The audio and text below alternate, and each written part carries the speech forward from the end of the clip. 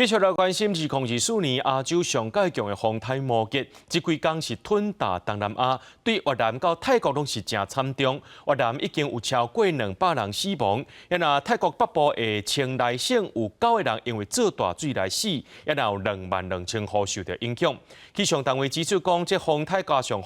季，做大水的灾情会一直到后礼拜。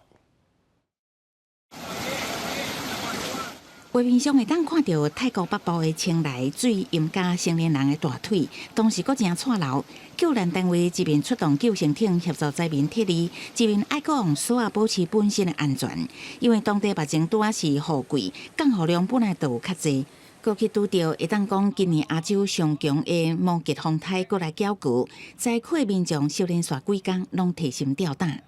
บางตีกำแพงก็พังบางบ้านก็น้ำท่วมค่ะนี่บางหลังนี่บ้าน2 ชั้นนี่เกือบจะมิดก็มีบางคนนี่ขึ้นมาอยู่บนหลังคาก็มีเจ้าตัวเนี้ยแต่ว่าตอนนี้น้ำตอนนี้ก็ขึ้นมาเรื่อยๆเพราะว่าเจ้ามาอยู่นี่เป็น30 ปีนี่ครั้งแรกเหมือนกันนะนี่